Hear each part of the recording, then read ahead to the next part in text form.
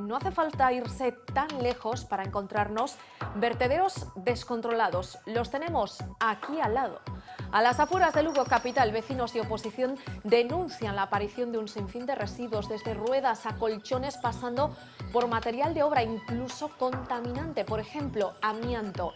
También hay restos agrícolas en cantidad. Además de la contaminación, el peligro de incendio está ahí. Reclaman un sistema de gestión más eficiente. Desde el Concello aseguran que el anuncio de la Xunta de que limpiará todos los vertederos de neumáticos sin control ha tenido un efecto rebote. Nosotros defendemos que cerrar todos estos puntos e facer unha gestión de os residuos agrícolas porta a porta, igual que facemos a recollida do lixo doméstico. Porque o que está facendo a xente agora é dicir, bueno, como os vai a limpiar a Xunta, pois eu os vou a tirar por aí sin que ninguén me vexa, e xa virá a Xunta e xa o recollerá.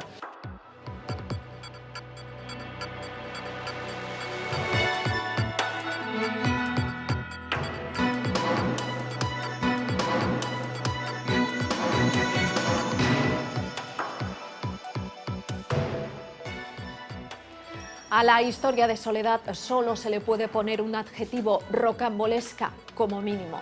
Estuvo 10 años en una lista de morosos, como muchos pensarán ustedes, pero es que ella asegura que no le debe nada a nadie. Un banco le reclamaba más de 1,5 millones de euros por los intereses acumulados a raíz de un préstamo que supuestamente pidió para comprar un coche. Ella asegura que no ha pisado en su vida esa entidad financiera. Ahora recibirá una indemnización de 5.000 euros. Dice que insuficiente por los perjuicios ocasionados.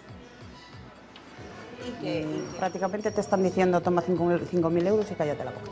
¿Crees que realmente hubo justicia? ¿Me estáis diciendo que esa deuda solo existió con una solicitud?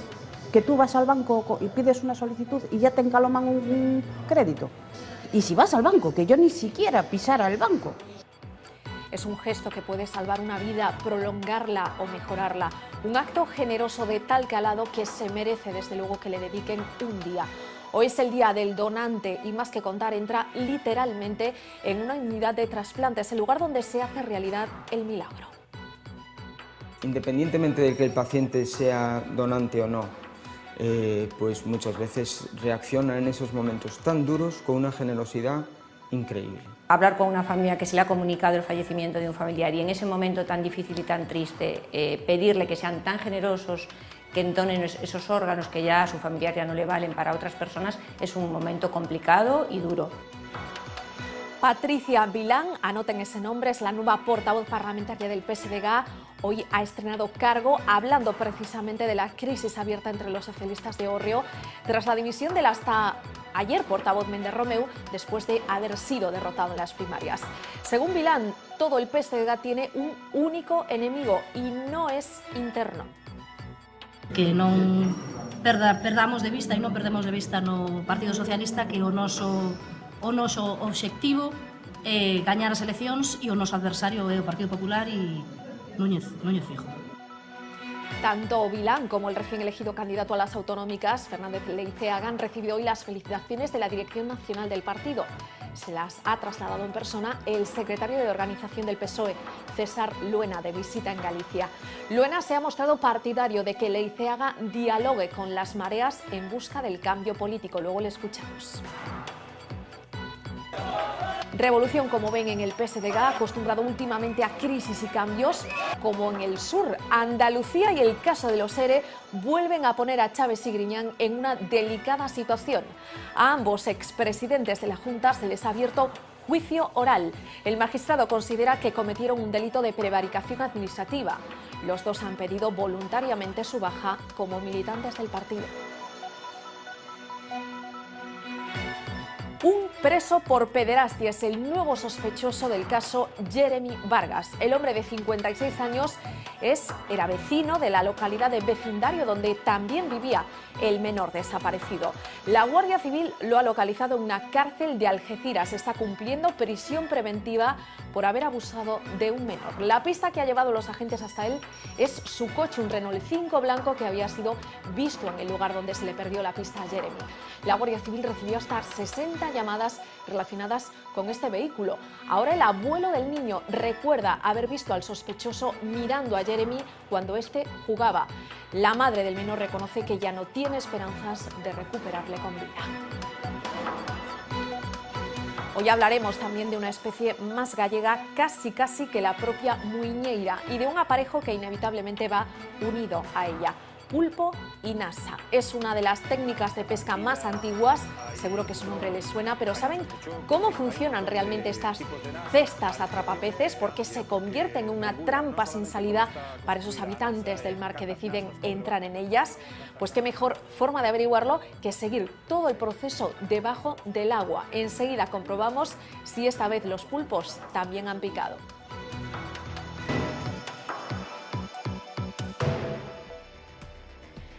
Más de 1000 gallegas viven cada día amenazadas por sus parejas o exparejas, 1060 concretamente. Ese es el número de mujeres que en nuestra comunidad están ahora mismo en situación de riesgo por violencia de género, según datos del Ministerio del Interior. Son cifras que demuestran que queda mucho por hacer, aunque también hay otras estadísticas que al menos nos enseñan una evolución en la percepción social de este fenómeno. Hace 10 años, el 91% de las llamadas que recibía el 061 eran de la propia víctima. Hoy, un tercio de esas llamadas las hacen allegados o familiares de la mujer maltratada. La violencia machista ya no se lee en clave individual, sino en clave de problema colectivo.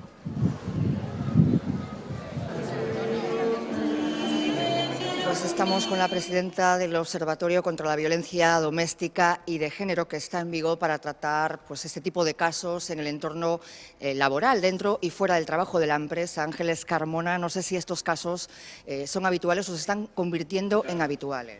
Realmente los casos de violencia de género están en toda la sociedad, en todos los entornos.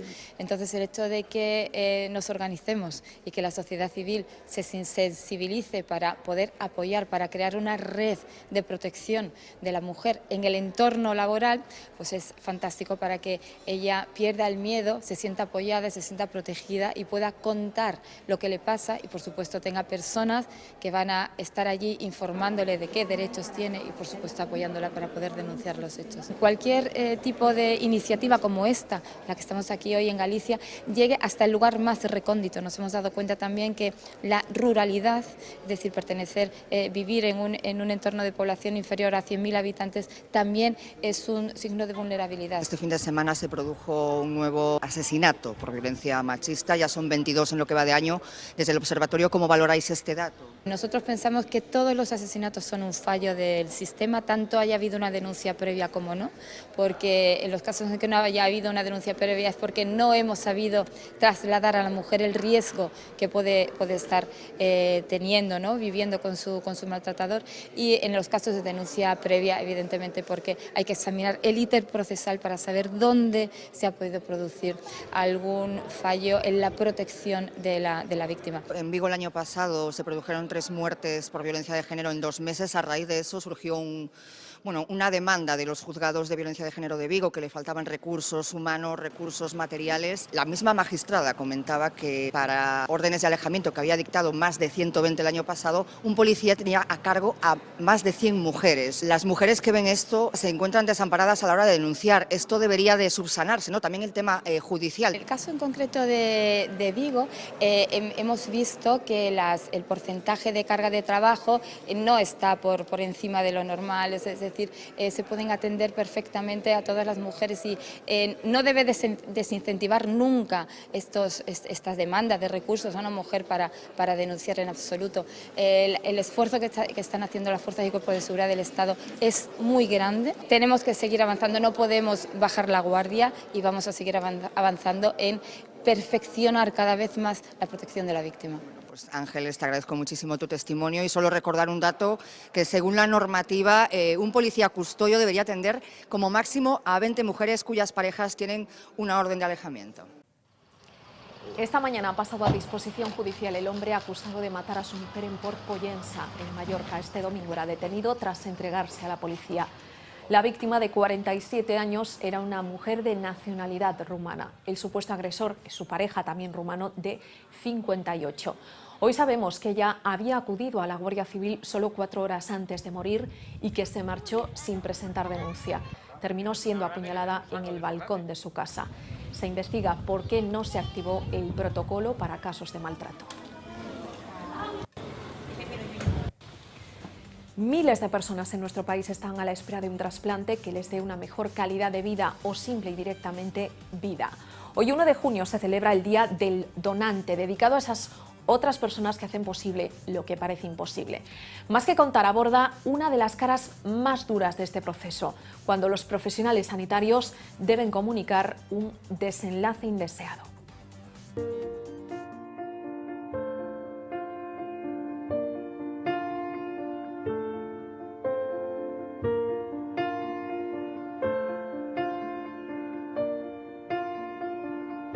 Es ese equipo que se encarga de detectar los potenciales donantes, realizar una serie de pruebas para diagnosticar la muerte encefálica, hablar con la familia, solicitar la donación de órganos, evaluamos qué órganos pueden ser donados y la Organización Nacional de Trasplantes evalúa a dónde tienen que dirigirse esos órganos. Ellos también deciden qué médicos van a venir y de dónde a extraer esos órganos. Por el momento está siendo un año muy positivo. Llevamos 15 donantes. El año pasado tuvimos 24 donantes, tuvimos una tasa de negativas muy baja, en torno al 15%, por debajo de la media nacional. Desde que el paciente que ha fallecido pues no quería donar en vida, a que la familia no lo considera, creencias religiosas en algún momento.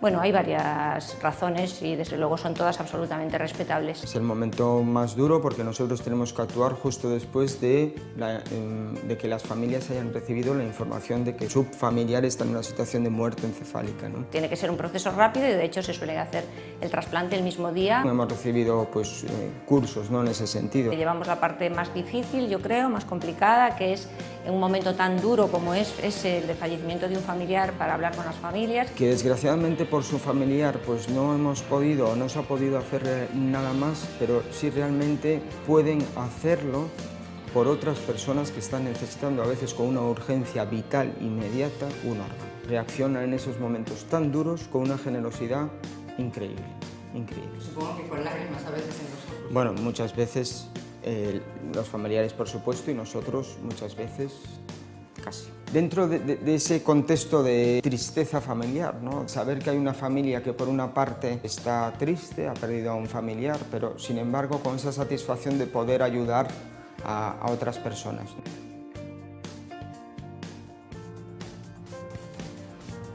Les contamos ahora la historia de Soledad. Estuvo una década en la lista de morosos por una deuda que ella no reconoce.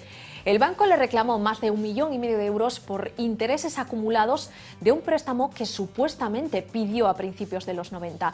Esta viguesa asegura que nunca pisó esa entidad financiera.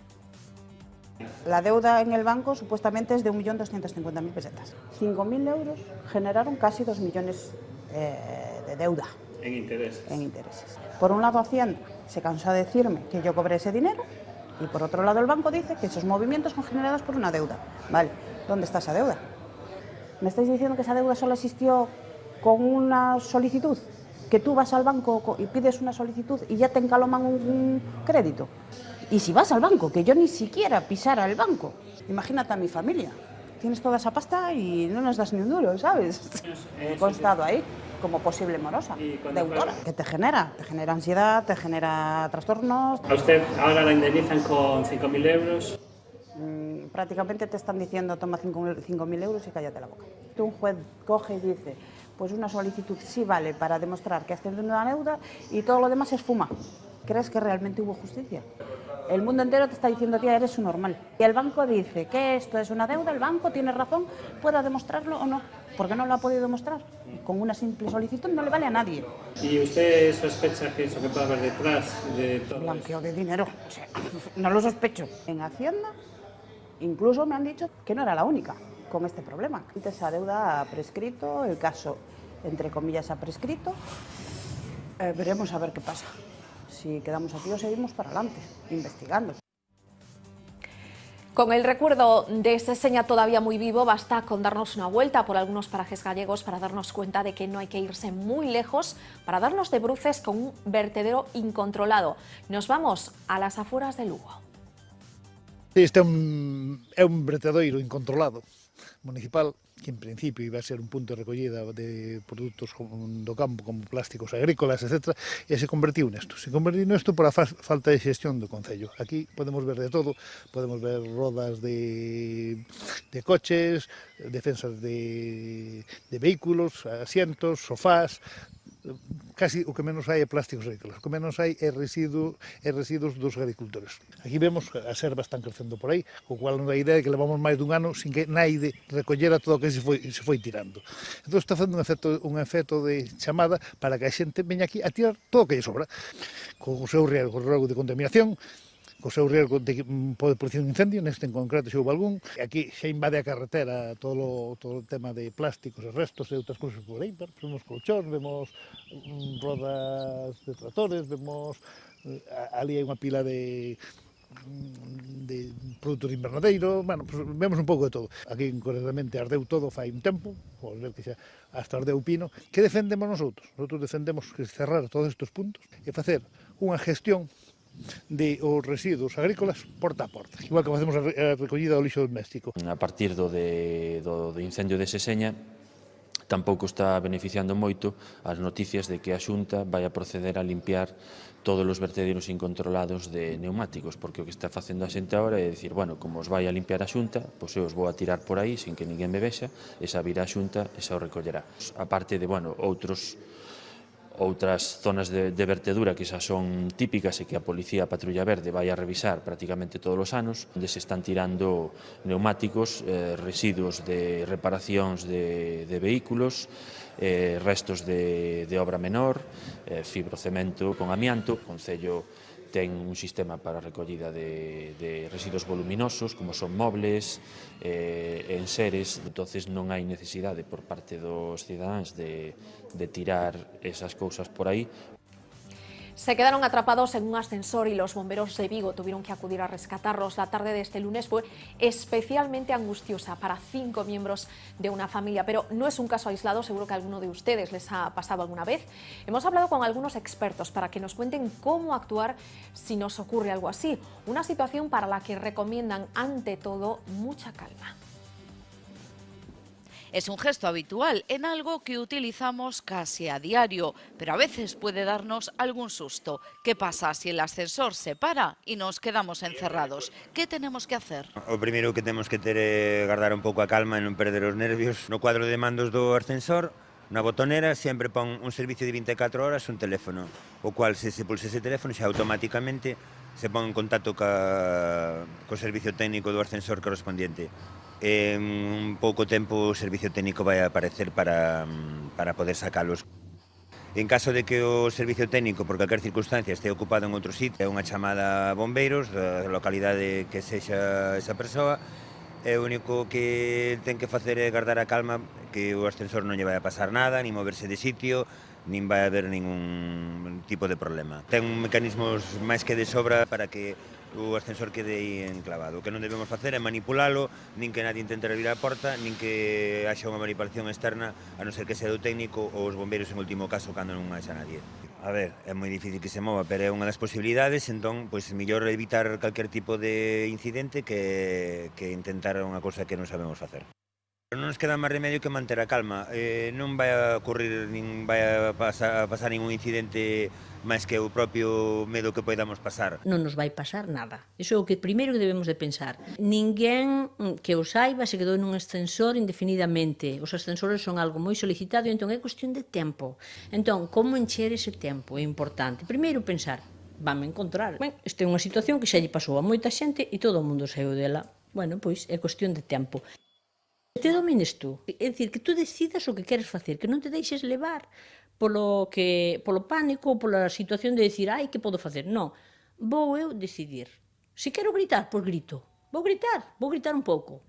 Gritas, vou cantar, vou me rir, vou facer cousas que me enchan este tempo. Non hai escapatoria, digamos, nunca mellor dito, non tes por onde escapar, te enfrentas. Así que ya lo saben, ante todo, mucha calma. Un peatón de 75 años, vecino de Cea, moría este mediodía tras ser atropellado por un vehículo que estaba haciendo maniobras de marcha atrás en el lugar de Otellado. Es otra de las noticias este miércoles 1 de junio. En Begonte, una mujer de 58 años que se dirigía a su puesto de trabajo en un instituto de Rábade perdía la vida en un accidente de tráfico. El hecho de que el vehículo sufriese pocos daños refuerza la hipótesis de que falleciese al volante por causas naturales y después se saliese de la vía. Agentes del Seprona de la Guardia Civil tuvieron que auxiliar a una vaca con problemas en el parto. Los hechos ocurrieron en los montes de Navia de Suarna. Se pusieron en contacto con el propietario del animal y avisaron a un veterinario. La vaca y su ternero se encuentran bien. Un hombre ha sido detenido en el peaje de la AP9 a la altura de Padrón por llevar más de 2 kilos de hachís en el coche que conducía. El arresto se produjo durante una verificación preventiva sobre tenencia de armas y drogas. Al ver que se ponía nervioso, los agentes realizaron un registro del vehículo. Los paquetes estaban colocados debajo del asiento del acompañante. Registros en Vigo, Bayona y Redondela en una investigación dirigida por un juzgado de Vilagarcía y relacionados con el hallazgo de un contenedor que ocultaba droga y que habría entrado por un puerto del sur de Galicia. Hay un detenido en la ciudad olívica y se busca a otro en Bayona. Los agentes se incautaron de numerosa documentación que podría estar relacionada con una trama de tráfico de estupefacientes. Gritos contra el cierre de camas en el Meixoeiro de Vigo. Esta tarde centenares de personas han recorrido el perímetro del centro reclamando que se abran todas las unidades de hospitalización. Ante el previsible cierre de nuevas salas, comenzará un encierro protesta. El alcalde también ha recordado lo que supone cerrar 190 camas en una ciudad que asegura tiene largas listas de espera. El consejero insiste en que ningún paciente que necesite una cama tendrá problemas. Galicia se sube al carro de los que quieren acoger la fábrica europea de Tesla Motors, un proyecto por el que también pujan Valencia, Navarra y media Europa. La firma californiana especializada en diseño, producción y venta de los coches eléctricos más aclamados del mundo busca localización para una planta en nuestro continente y los pretendientes no han tardado en llegar. En el caso de Galicia, de momento se trata de iniciativas privadas.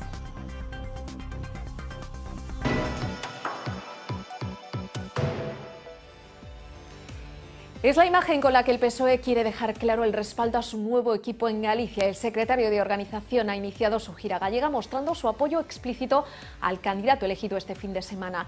César Luena cree que Leiceaga será el próximo presidente de la Xunta y que con él llegará el cambio. Un cambio que incluiría el diálogo con las mareas.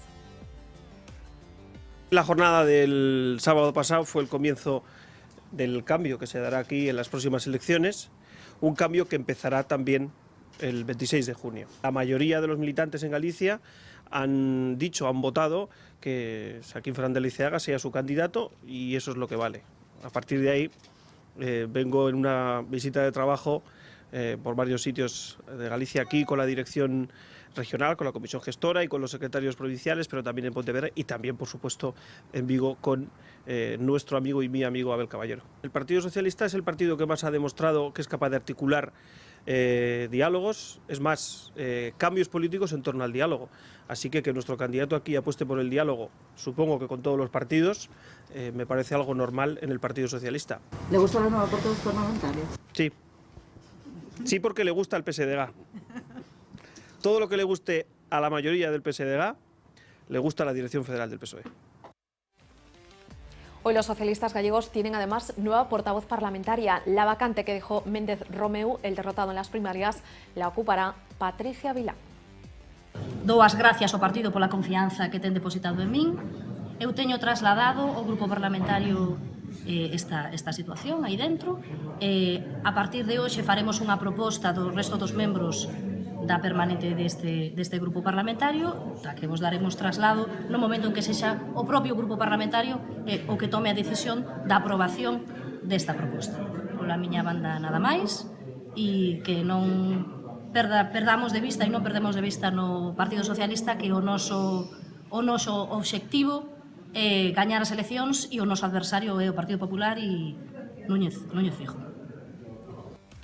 De la nueva etapa abierta en el PSDG, pero también de la Ley de Seguridad Ciudadana, más conocida como Ley Mordaza, y a la que muchos han declarado ya la guerra, se hablará esta noche en Vía V. Nos vamos ya al plató. Fernanda Tavares, muy buenas noches. ¿Qué tal, Lucía? Muy buenas noches. Bueno, pues efectivamente, mucha política que analizar. Nos vamos aproximando a esas nuevas elecciones del próximo día 26 de junio, pero a partir de las 10 de la noche, en directo, recibiremos aquí a Ana Pontón. Saben que es portavoz nacional del Bloque Nacionalista Galego, será la responsable de esta organización en estas segundas elecciones, así que muchas cosas que comentar con ella, pero efectivamente, como decíamos, vamos a analizar también qué ha pasado con esa Ley de Seguridad Ciudadana en este año que lleva en vigor, con algunos datos muy interesantes que seguro que van a ser pues, de su interés.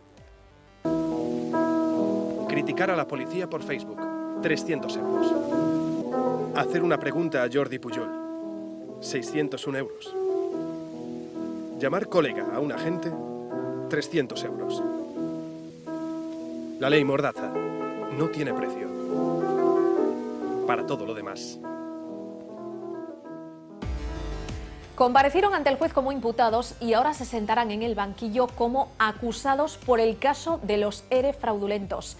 Se trata de los expresidentes de la Junta de Andalucía, Manuel Chaves y José Antonio Griñán.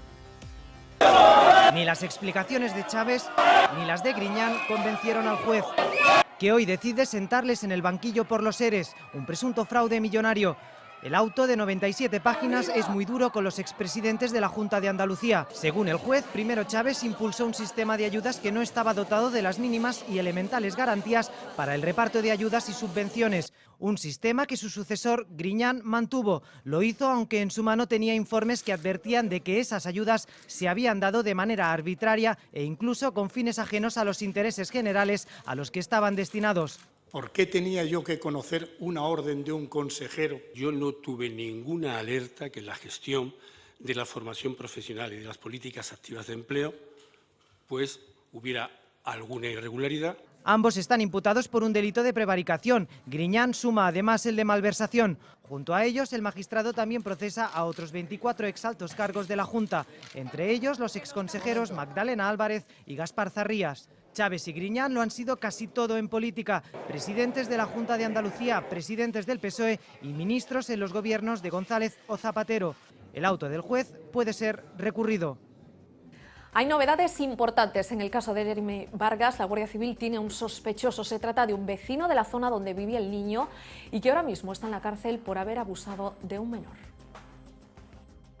Es Antonio Ojeda, alias Juan el Rubio, 51 años. Es la primera vez en 9 años que hay un imputado por la detención ilegal y el homicidio de Jeremy Vargas. En 2007 declaró que vio cómo se llevaban a Jeremy y no dijo nada más. Desde entonces siempre le siguieron la pista. Pero no se cruzaron datos hasta el año pasado, cuando entró en la prisión de Algeciras por llevarse en 2012 a un niño de 7 años en su coche para agredirlo sexualmente. Un testigo dice que fue un Renault 5 Oasis. El coche era el mismo que, según otros testigos, se llevó a Jeremy 5 años antes. Se vio justo saliendo de la parcela, de la explanada donde desapareció el niño. La Guardia Civil lanzó las imágenes de ese coche del que siempre habían sospechado. A raíz de aquella solicitud de colaboración ciudadana se recibieron más de 60 llamadas. Y algunos señalaron a Ojeda, el chatarrero, que vivía a tan solo 6 kilómetros de donde desapareció Jeremy. Y aquí en la esquina de la calle esta, que no te puedo decir nada de la vida de, porque solamente de paso nada más. Hoy ha sido el primer día que Itaísa, la madre del pequeño,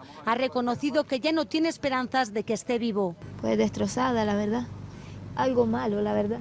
Ayer Antonio Ojeda declaró ante la Guardia Civil que lo único que vio es cómo se llevaban a Jeremy, sin decir ningún dato más. Lo mismo que dijo hace 9 años. Hacemos un pequeño alto en el camino. Enseguida llega Xavi Fonseca para acercarnos la información del tiempo. Hasta ahora.